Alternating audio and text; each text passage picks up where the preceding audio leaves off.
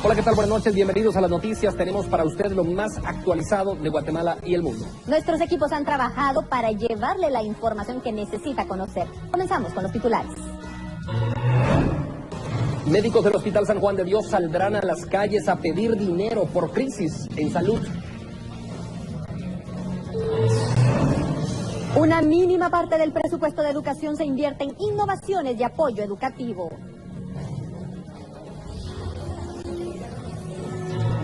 Por trabajos de remodelación en Cuartel Matamoros, el expresidente Pérez Bolina junto a otros internos son trasladados a Mariscal Zavala.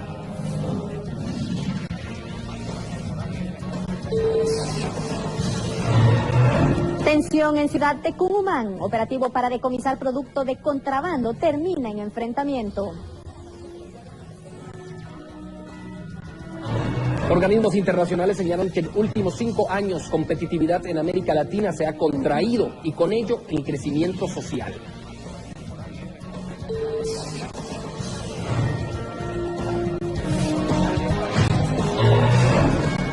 Nuevo frente frío provoca descenso de temperaturas. Conred monitorea regiones que podrían verse más afectadas.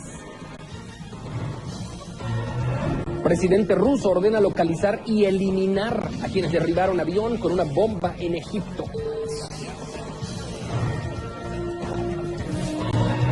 Guatemala golea a San Vicente y las Granadinas y así mantiene esperanza viva en eliminatoria mundialista.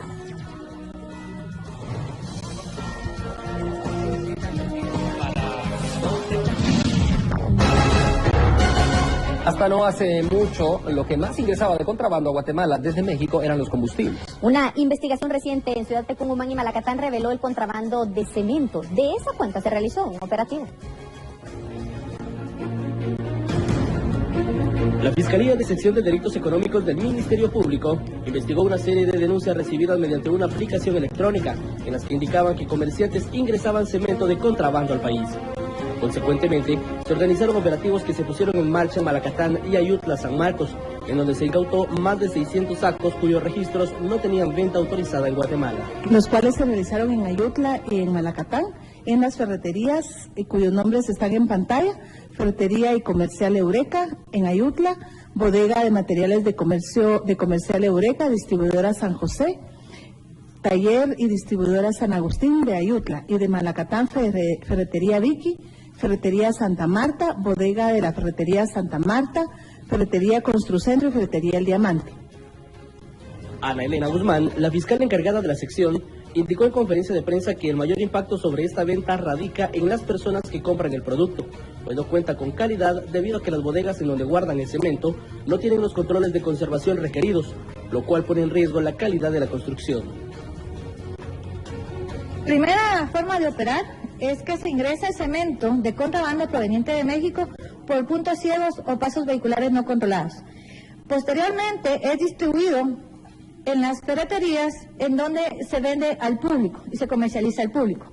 La otra forma de operar es que también se ingresa siempre este cemento proveniente de México por puntos ciegos o pasos vehiculares no controlados y se vende a las transformadoras. Las transformadoras son bloqueras que convierten el cemento en blocks o en pilas y posteriormente esto lo comercializan al público.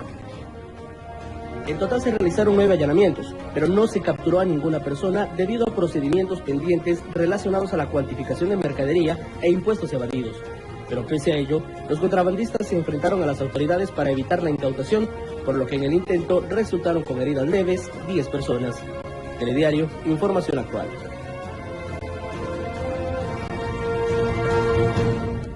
Y como consecuencia del operativo contra el contrabando se reportaron disturbios en Ciudad de Cungumán. Los operativos realizados en Tecumumán y Malacatán San Marcos para identificar mercadería ingresada a Guatemala de forma ilegal generó tensión en estos municipios, en donde hubo enfrentamientos entre las fuerzas de seguridad y quienes se oponían al decomiso de la mercadería. La dirección del área de salud de ese departamento informó sobre varios afectados por gas lacrimógeno utilizado para retomar el control.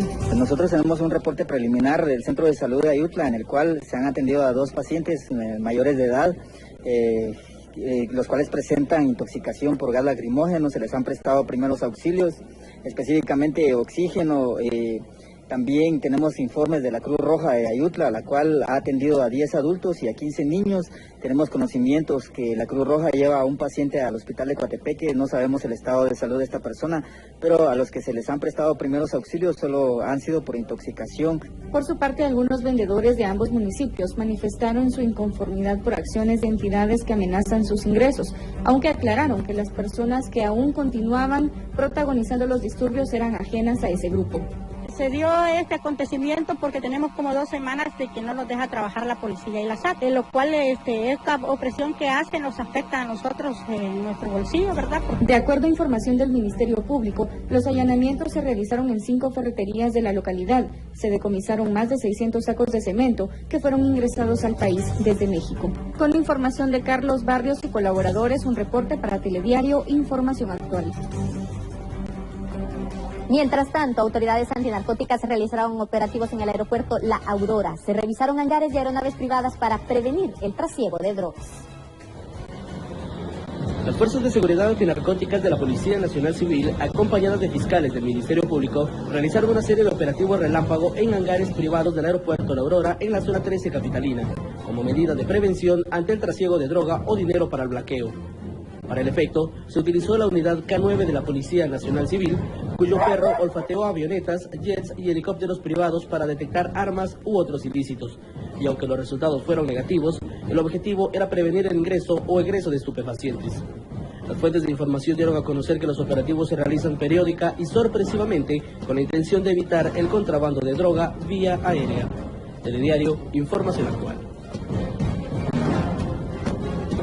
Diversos temas económicos fueron abordados en el Foro de Competitividad de las Américas. Entre otros, se debatió, por cierto, sobre la competitividad, pero también sobre la propuesta de la CICIG de crear un impuesto temporal contra la corrupción. Los desafíos y desafíos que nuestros países enfrentan en materia de competitividad son abundantes y en algunos casos de difícil solución. Sin embargo, foros como el presente e iniciativas adicionales como la Red Interamericana de Competitividad permiten debatir con profundidad y seriedad en la búsqueda de soluciones. Así, organismos multinacionales evalúan cómo en los últimos 5 años la competitividad en América Latina se ha contraído y con ello el crecimiento social.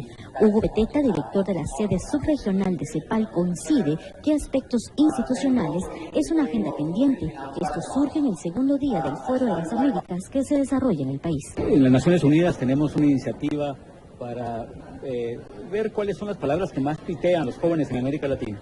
Y la palabra número 1 de este año es corrupción. El país que tranza no avanza. Con este juicio se mide tanto al sector público y privado, agregó Beteta, quien cuestionó cómo se ha interpretado la palabra competitividad versus el impacto social. La competitividad real cierra brechas de productividad entre trabajadores, cierra brechas también en calidad de vida.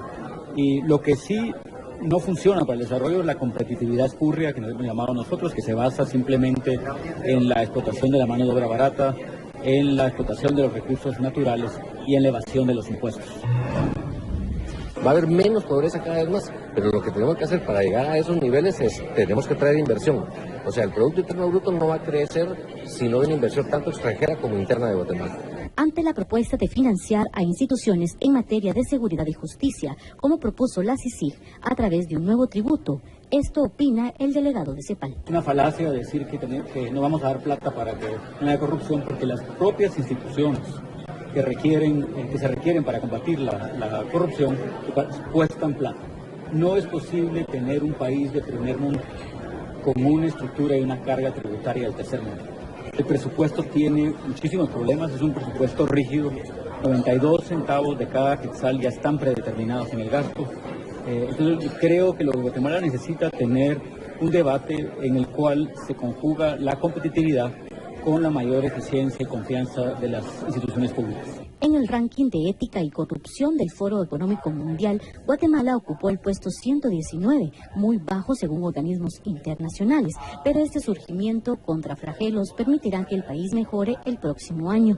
Precisamente este Foro de Competitividad de las Américas culminará en su etapa de exposiciones con la participación de los titulares del Ministerio Público, CICIG y el juez que lleva el caso de la línea. Telediario Información Actual. Bueno, lo que escuchábamos, Hugo Beteta de la CEPAL dice que la palabra que más tuitean los jóvenes es corrupción. Mientras tanto, Óscar Castillo dijo que habrá menos pobreza en Guatemala y en América Latina si generamos competitividad. Estos temas en el foro, Vanessa. Bien, salud, economía y temas internacionales. Son noticias que vienen después de la pausa comercial. Quédese con nosotros.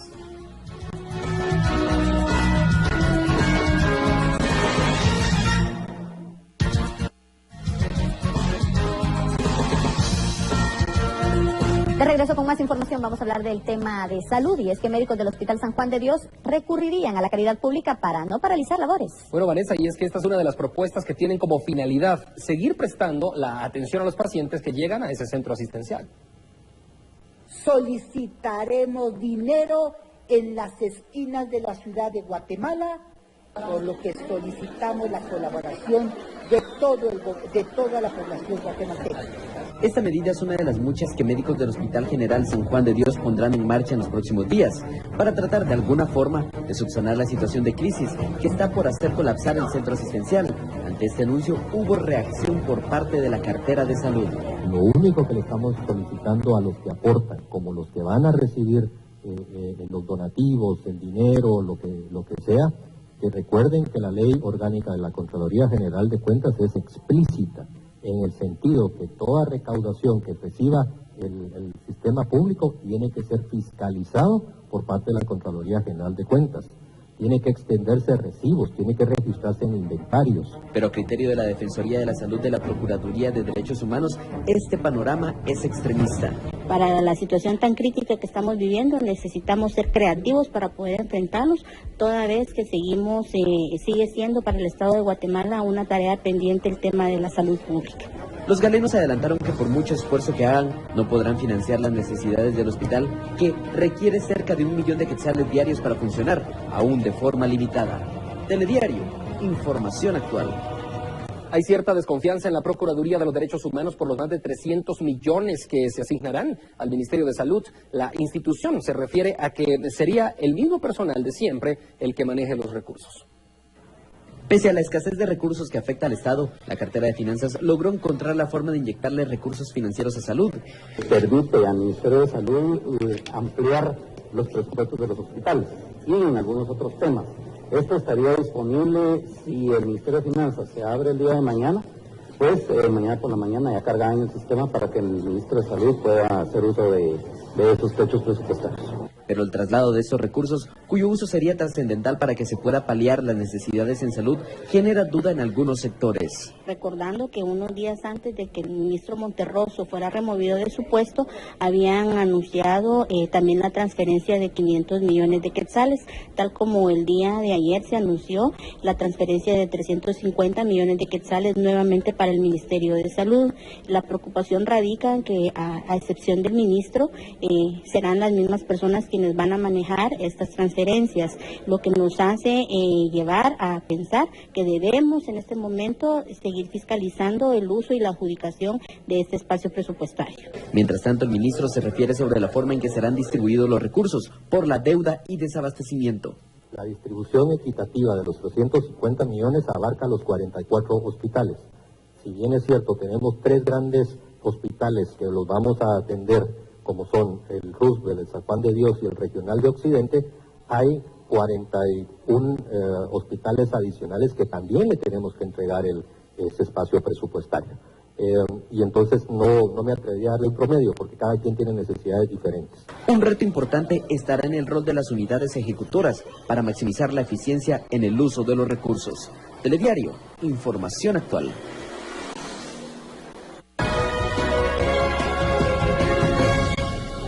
En el plano internacional, el presidente ruso Vladimir Putin ha ordenado localizar y liquidar a todos los responsables del atentado terrorista contra el Airbus ruso en Egipto, en el que murieron 224 personas. Así lo ha informado el martes el portavoz del Kremlin.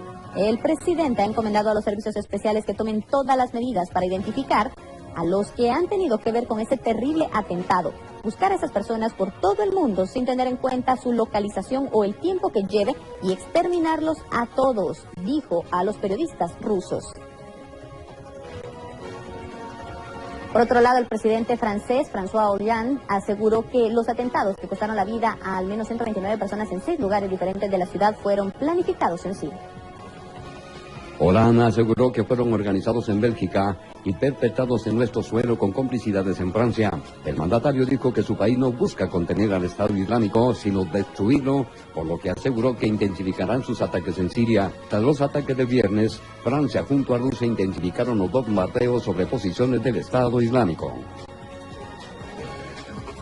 Francia bombardeó masivamente un campamento del grupo terrorista ISIS cerca de la localidad siria de Raqqa, considerado el feudo de los yihadistas en ese país.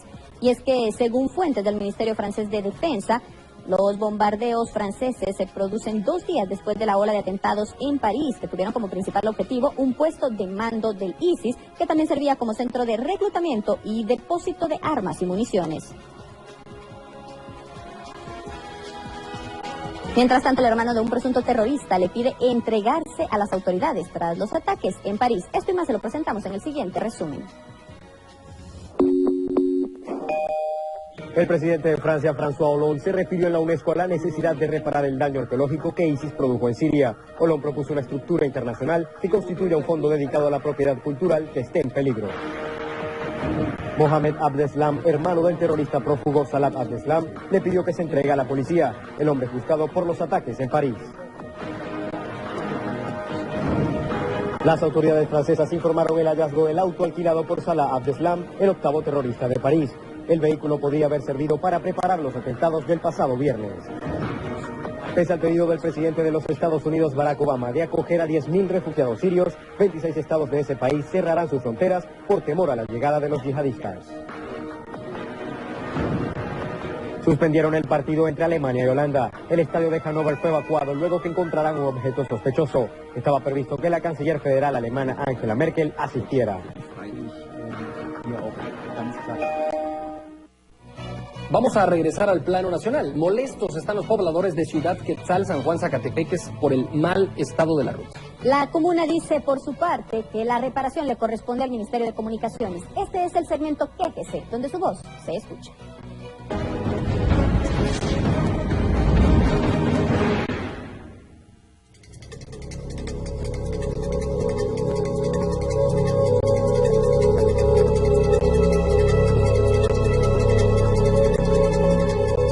¿Cómo se arruinan los carros?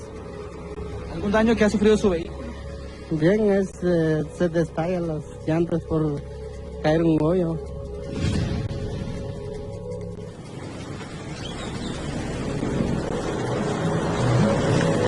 Desde hace más de 3 meses se pretendía reparar un tramo de carretera en Ciudad Quetzal, San Juan, Zacatepeques. Sin embargo, los trabajos no finalizaron y hasta el momento la situación perjudica a los vecinos del sector. Aproximadamente ya 3 meses. Supuestamente lo iban a reparar, pero no fue así. No fue así, solo trabajaron el otro lado del puente, rasparon, pensamos que iban a seguir reparando, pero ya no se arregló nada, ¿verdad? Inconvenientes con las lluvias, los agujeros, los baches. Yo soy motorista, tenemos el problema en la noche, ¿verdad? El polvo, ya no se puede pasar, los agujeros son demasiado grandes y corremos el riesgo a que nos aviente un carro. Aparte de eso, hay personas, hay niños que se exponen, que voluntariosamente ellos tapan los agujeros, se ponen a media calle y corren el riesgo que los avienten. Aunque los baches inician en el desvío de la zona 6 de Misco, ingreso a Ciudad Quetzal, la situación empeora en el sector llamado La Pasarela. Según estimaciones, 50.000 vehículos circulan a diario en dicho sector. Pero los daños aumentan por las lluvias propias del invierno y la falta de mantenimiento. Según los inconformes, las autoridades no se responsabilizan. Lo primero es que nos vengan a arreglar las calles. Ya es mucho, no podemos manejar una emergencia, pues nos quedamos tirados. Nos hemos quedado tirados varias veces con mi hijo, con mi esposo. Cuando ha venido él de trabajo, lo mismo. Y como le vuelvo a repetir, sería bueno que los alcaldes a lo menos de San Juan, Zacatepeques, se preocuparan por las calles. No solo las cosas para ellos, para adentro, sino que para nuestra comunidad en general. ¿Cuál sería el llamado preciso que le haces a las autoridades municipales? Que tomen conciencia, ¿verdad?, de que nos están afectando. Nosotros tenemos la necesidad de salir día a día a trabajar y esto nos está afectando de una manera bastante drástica.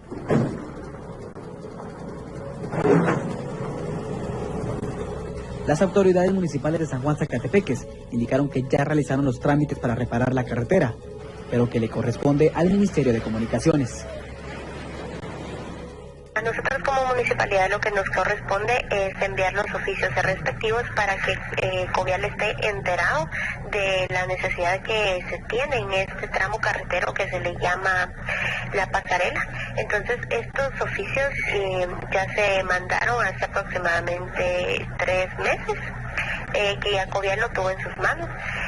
Covial empezó ya con estos trabajos, pero por algunos motivos que nosotros desconocemos, puesto que es trabajo de ellos, lo habrá paralizado. Por ello buscamos la postura del Ministerio de Comunicaciones. Y evidentemente si no nos traslada finanzas a nosotros el dinero, pues los contratistas también tienden a parar cualquier hora, y ese es el caso de lo que está pasando ahí. Para la parte que nosotros tenemos, yo calculo que estamos terminando, ahorita si no estoy mal tiene un 70% de avance. Yo calculo que ya pintadito, terminadito, estaremos en unas 3 semanas. La población espera que antes que finalice el 2015 puedan reparar la carretera principal de Ciudad Quetzal.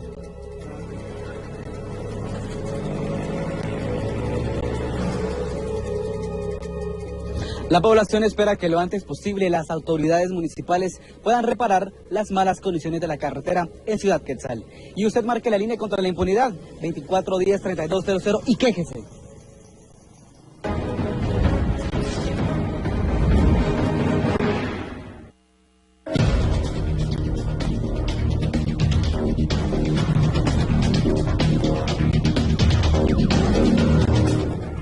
Y tal como se lo habíamos anunciado, en esta semana nosotros les llevaremos el tema especial, el tema de investigación, los retos que deberán enfrentar las nuevas autoridades con respecto a la educación en Guatemala. Edgar. ¿Y es que sabe cuánto del presupuesto de educación se utiliza para el proyecto educativo?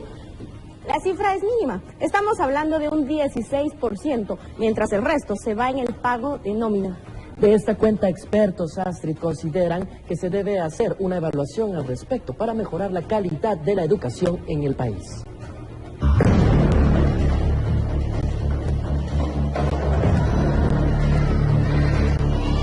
Los retos de la educación son muchos, entre ellos ampliar la cobertura, innovar, mejorar la calidad educativa y alcanzar como mínimo los 180 días de clases establecidos en la Ley Nacional de Educación.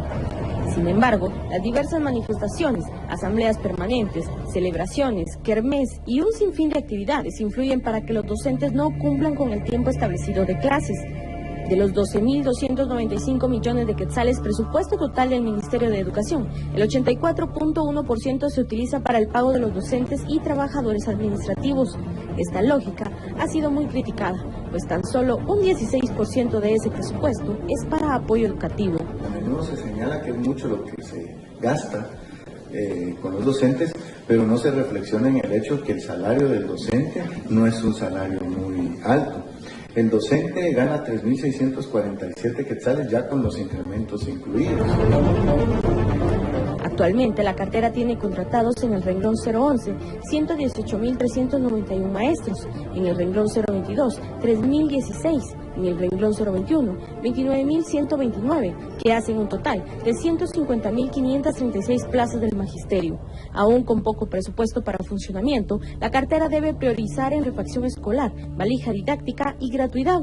Lo que sucede es que el paripaso que se tiene es desfasado porque queda muy poco recurso para programas que apoyan el sistema educativo. Por ejemplo, el tema de la alimentación escolar se mantiene en cifras de 1.11 para nivel urbano y 1.58 para nivel rural. Para el 2016 se solicitó en el proyecto de presupuesto un aumento que oscila en 12.887 millones de quetzales, 600.000 más que el presupuesto actual. Pero para mejorar la educación se necesita más de ese monto. La Ley Nacional de Educación establece que como mínimo debe ser un 7% del PIB y actualmente es tan solo un 3.2%. El tema de inversión debe ser considerado en algún programa de largo plazo, financiado probablemente con recursos externos. Esa debería ser la búsqueda. Las nuevas autoridades deberán enfrentar un presupuesto limitado, donde se debe priorizar en pago de nóminas y buscar los medios para ofrecer mayor cobertura, calidad y tecnología para los estudiantes.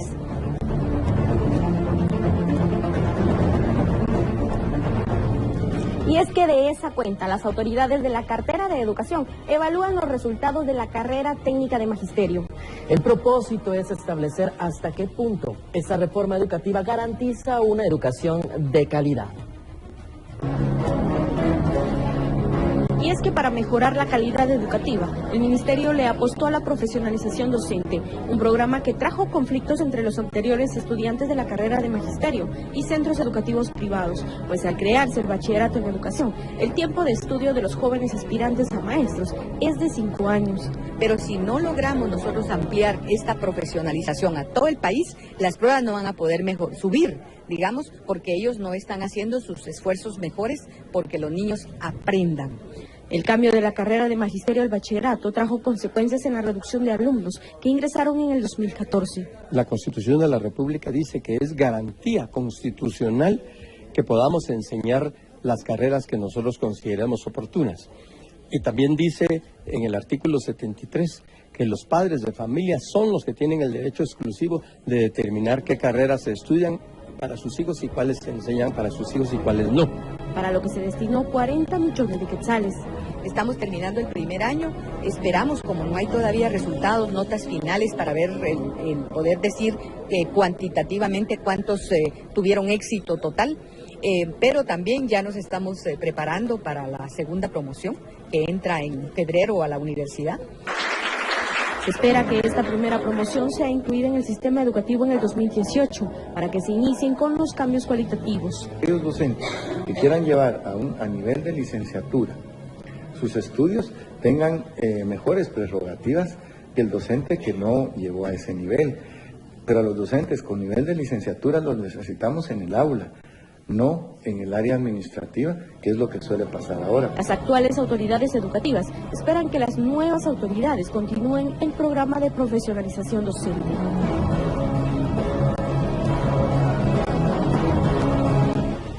Uno de los temas que despierta interés es el tiempo que debe durar el ciclo escolar. Hay diferencia de opiniones entre autoridades y analistas respecto a los 180 días de clases. El cumplimiento de los 180 días del ciclo escolar es otro de los dilemas que existe en torno a la calidad educativa, pues este no se cumple y las autoridades lo reafirman. Este es un punto muy sensible dentro de lo que es el sistema escolarizado, porque tenemos muchas actividades que restan tiempo de aprendizaje a los estudiantes. Nosotros en nuestro país dedicamos mucho tiempo, por ejemplo, a la preparación de actividades como el 15 de septiembre. Dedicamos mucho tiempo para otro tipo de actividades que están vinculadas con el proceso de enseñanza-aprendizaje, pero que restan tiempo a las horas de aprendizaje efectivo. Adicional a eso, tenemos el inicio de nuestro ciclo a mediados de enero, concluimos la relación con los estudiantes a mediados de octubre, más los 2 meses de vacaciones. Para las autoridades de la cartera, el cumplimiento de los 180 días de clases es todo un reto, principalmente por los factores inesperados que pueden llegar a afectar este compromiso. ¿Y conoce usted cómo son seleccionados los educadores en el sistema público? En la siguiente nota le explicamos cómo se realiza este proceso. La educación es uno de los factores de desarrollo para cualquier país, pero ¿cómo seleccionan las autoridades del Ministerio de Educación la calidad de sus docentes? Actualmente, para poder ingresar al servicio, existen evaluaciones. Entonces, los maestros tienen que someterse a un proceso de evaluación para poder ser contratados. Y existe también un proceso de convocatoria para que los maestros puedan participar en él y tener acceso. Las limitantes que puedan tener tendrán que irse subsanando estando en servicio. Pero hay otra estrategia que asume el Ministerio de Educación, que es la transformación de la carrera normal, ¿verdad? Entonces se crea un bachillerato como primera etapa y una segunda etapa, estudiar el profesorado en primaria a nivel universitario. Entonces esto va en búsqueda de la calidad del recurso humano. Sin embargo, el tipo de evaluaciones y las políticas efectuadas por la cartera educativa han sido muy criticadas, pues para algunos expertos estas son erróneas y podrían mejorar. El proceso que se sigue actualmente no es óptimo, se puede todavía mejorar, de modo que se fortalezcan los procesos de oposición. En la secundaria tienen que implementarse. Ya hay una nueva normativa que está vigente, pero no ha completado su proceso de implementación. Así que es muy importante también subir el porcentaje o la ponderación que se da a los criterios de resultado de la prueba diagnóstica que se efectúa a los maestros desde hace ya varios años. Resulta que tiene un peso muy bajo, entonces no le estamos dando tanta importancia a la preparación del docente, a si tiene las competencias y destrezas necesarias para el trabajo en el aula. Estudios elaborados anteriormente y expertos concluyen en que para alcanzar un nivel educativo ideal es necesario mejorar la formación de los docentes. Sin duda alguna, son muchos los retos que le esperan a las nuevas autoridades de gobierno, partiendo por la preparación que tienen que tener los docentes, y es que los docentes son básicos para mejorar el sistema educativo de nuestro país. Astrid. Así es, y no se pierda el próximo domingo la conclusión de este reportaje final en el tema de educación. Mientras tanto, nos vamos a otro punto del set, con mi compañera Maciel Carrillo, con el pronóstico del clima. Muy buenas noches, llega el momento de conocer cuál será el clima para las próximas horas en este martes 17 de noviembre. Hemos amanecido con nubosidad, esto debido al incremento de humedad, y es posible que para las próximas horas continuemos con ingreso de humedad en ambos litorales, por lo que no se descartan lluvias acompañadas de actividad eléctrica, las cuales podrían extenderse hasta las primeras horas de la noche. Por la mañana, una neblina que se estará registrando, además de bajas temperaturas. Es importante que abrigue muy bien a niños y las personas de la tercera edad para evitar cualquier tipo de enfermedades respiratorias. Vemos rápidamente cuáles serán las temperaturas más altas, ya que se podría esperar un ambiente cálido principalmente en el sur de Guatemala. Departamentos como Escuintla, Santa Rosa, así como también la costa de Jutiapa estarán registrando máximas de hasta 33 grados centígrados. Similares condiciones climáticas en Oriente, Zacapa y Chiquimula, con máximas que podrían oscilar entre los 33 y los 34 grados, al igual que en el departamento de Petén, mientras que el Caribe con una máxima de 29, Alta Verapaz, al igual que la ciudad capital y el departamento de Huehuetenango, con un ambiente fresco durante el día, máximas de 25 grados centígrados. Ya por la noche, como bien les decía, disminuyen drásticamente las temperaturas, mínimas de hasta 10 grados centígrados en Quetzaltenango, Huehuetenango con una mínima de 12, la ciudad capital con 16, Alta Verapaz con 15, el sur de Guatemala, ambiente fresco por la noche, mínimas de 24 grados centígrados, similares condiciones climáticas en Izabal, mientras que en Oriente, Zacapa y Chiquimula con mínimas que podrían oscilar entre los 23 y los 25 grados. Pasamos ahora a conocer la información del sol, ya que amanecerá a las 6 de la mañana con 4 minutos y estará anocheciendo a las 17 horas con 30. La fase lunar que tenemos esta noche también se la presentamos ya en la pantalla, y la fase lunar es de luna nueva a cuarto creciente. Es así como nosotros en Telediario finalizamos con este recorrido que hacemos por los diferentes departamentos, recordándole que las lluvias estarán presentes prácticamente en todo el territorio nacional, así que es importante que tome las precauciones necesarias. Soy Maciel Carrillo y le deseo una feliz noche.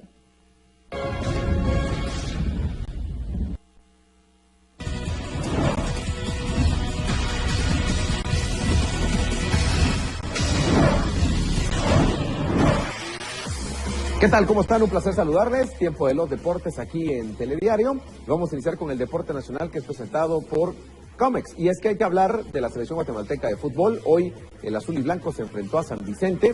Victoria por goleada y saca 3 puntos de 6 que pusieron ellos en lucha en estas 2 jornadas ante Trinidad, que se perdió el viernes anterior, y ahora la victoria ante San Vicente 4-0, que deja aún posibilidades en esta eliminatoria al Mundial de Rusia. Pinturas Comex, al 2x1 presenta el deporte nacional. Juego de la selección guatemalteca enfrentando a su similar de San Vicente, las Granadinas, en el segundo encuentro en las eliminatorias rumbo al Mundial de Rusia 2018. Primer tanto al minuto 24. Estefano Chincota, después del tiro libre, llegaba, ponía la pelota, y esta que se le escapaba entre las manos al guardameta. 1-0 ganaba ya la selección de Guatemala. Pero las cosas seguirían, porque antes de finalizar el primer tiempo, nuevamente llegaba una pelota a la defensa que no puede. Maynor Ignacio López Campollo, que se queda con el rebote después de que Carlos Ruiz la dejaba, y este que llega para para anotar 2-0. La selección de Guatemala se fue ganando en el primer tiempo. Ya en el regreso, nuevamente la selección caribeña que hace agua en la defensa y la guatemalteca que aprovecharía Denis López. Llega con el pelotazo que deja la pelota a lo profundo y el 3-0 para la selección de Guatemala. El último tanto del encuentro, Gerson Tinoco, el goleador del equipo de Cobán Imperial, llegaba, ponía el cuarto tanto con el cual Guatemala se impuso a la selección de San Vicente y las Granadinas en las eliminatorias mundialistas. Pinturas Comex, al 2x1, presentó el Deporte Nacional. Hay que esperar hasta el próximo año para que Guatemala vuelva a jugar en la eliminatoria y será ante los Estados Unidos 2 partidos consecutivos. Bueno, es el momento del deporte internacional que es presentado por Vitafenaco. Hay que hablar del juego de Inglaterra ante Francia y resulta que hubo homenajes a las víctimas por los atentados de París. Triunfo de la selección inglesa. Por otro lado, Argentina venció a Colombia en la eliminatoria 1-0, esto en Conmebol. Y en Honduras, México, después de mucho tiempo, logró vencer al equipo catracho en San Pedro Sula. Eso sí, con la nota triste de la lesión dramática de uno de los jugadores catrachos. Contra inflamación y dolor de origen nervioso, presentó. El juego Holanda-Alemania quedó suspendido también por amenazas y demás, así que no se jugó ese compromiso, todo a raíz de los atentados de la semana anterior allá en París. Finalizamos los deportes. Tiempo de la pausa, tendremos más noticias en Telediario al volver.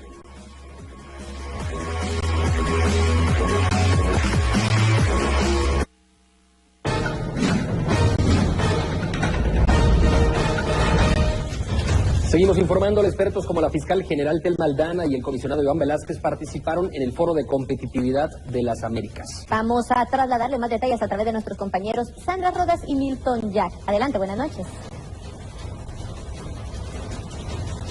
Muy buenas noches para cada uno de nuestros televidentes. Tengo la oportunidad de compartir este espacio con mi compañera Sandra Rodas y es que es con el fin de poder darles detalles de cómo se ha desarrollado hasta el momento el Foro de la Competitividad de las Américas. Entre los puntos importantes abordados esta tarde fue la participación del comisionado Iván Velázquez de CICIG, además del mensaje grabado de la fiscal general del Ministerio Público, Telma Aldana. Así es, Milton. Algo muy relevante es que en este mensaje la fiscal general indicó que la baja ejecución presupuestaria o la baja designación presupuestaria que ellos tienen prácticamente impide que ellos tengan una mayor cobertura. Actualmente solo tienen un 10% y para crear o inaugurar más de 148 fiscalías municipales para darle cobertura a este 90%, Milton necesita alrededor de 400 millones de quetzales. Se debatió un poquito sobre este tema y Iván Velázquez, el comisionado de la CICIG, hizo un ejemplo hipotético de qué podría pasar, Milton, si no se encuentran los financiamientos necesarios para el tema del sector justicia. Veamos lo que dijo. El homicidio se cometió el 31 de diciembre del 2015 y no se cometen más homicidios. Para resolver los que ocurrieron entre el 2008 y el 2015, a la tasa de efectividad que se ha manejado en esos años, que es un promedio del 6%, el sistema de justicia tardaría hasta el año 2031 para poder esclarecer el acumulado de hoy. Con las herramientas que tiene. Con las herramientas que tiene. Pero la pregunta por eso es que cuando se habla del tema de los recursos y que es probable que si con una acción va disminuyendo la corrupción y de pronto se van pagando más impuestos, que se va recogiendo más para allí, es cuánto tiempo va a demorar todo eso. Entonces lo que yo afirmo es esto y por eso he hablado de un ingreso extraordinario. Es oportuno recordar, Sandra, y a todos nuestros televidentes, es que hace algunos días el comisionado Iván Velázquez planteó la propuesta de crear nuevos tributos con el fin de poder combatir la corrupción en el país. Sin embargo, esta misma propuesta no fue del todo agrado para los empresarios. Así es, Milton. Por ejemplo, la fiscal general indicaba que son más de 100.000 casos, Milton, los que se han presentado, lo que va de la fecha de este 2015, y pues una gran cantidad de casos que la verdad no podrían atender. Y es importante mencionar que el comisionado indicó que si pues este tributo no lo toman a bien los empresarios, debería buscarse otras alternativas. Esto derivado porque el Estado tiene una gran deuda, no solo con el sistema de seguridad y justicia de nuestro país, sino también con la población, Milton. Y es que queremos acordar también y enfatizar que también tuvo la participación el presidente electo de la República de Guatemala, Echimi Morales. Además, dentro de algunos minutos, Sandra, Guatemala le transferirá esta presidenta pro tempore de RIAC al representante del país, México. Así es, Milton, y con eso terminamos nuestro informe. Este segundo día del Foro de Competitividad de las Américas culmina mañana con mesas técnicas ya puramente, pues prácticamente empresariales, y con eso termina este foro tan importante. Este reporte que tenemos desde la unidad móvil Milton Jack y Sandra Rodas. Buenas noches. Muy buenas noches. Buenas noches allá en la zona 10 de la ciudad de Guatemala. Y gracias por la información. Vamos a cambiar de tema. Por trabajos de remodelación en la cárcel del cuartel de Matamoros, el expresidente Otto Pérez Molina junto a otros internos fueron trasladados a la cárcel Mariscal Zavala.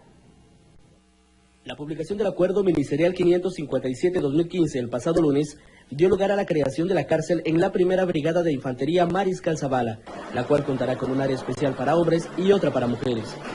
Posterior a ello, la dirección del sistema penitenciario procedió a evacuar el centro de detención para hombres ubicado en el cuartel militar Matamoros, el cual recluía a 35 personas, entre las que figuraba el expresidente Otto Pérez Molina, el presunto narcotraficante Eduardo Villatoro Cano y el exmilitar Byron Lima Oliva.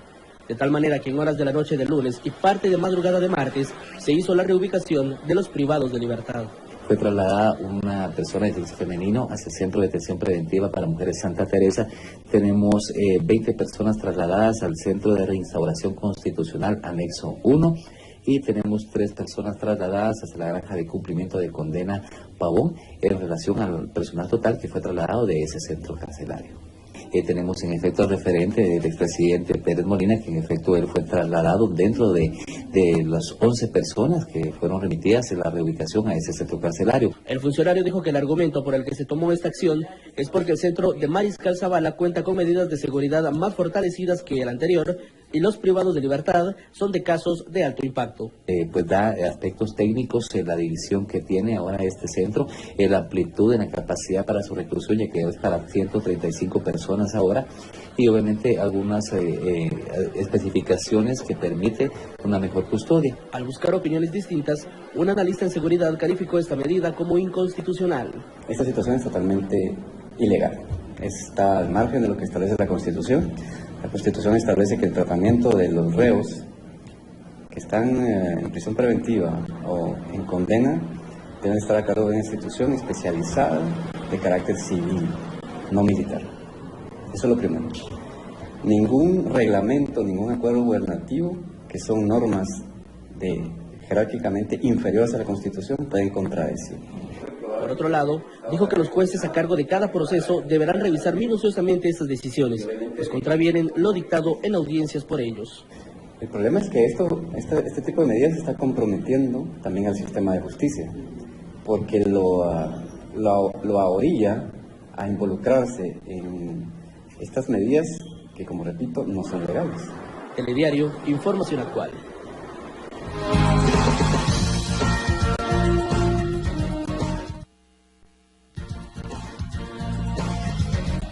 Feliz noche de martes, nos vemos mañana. Que descansen.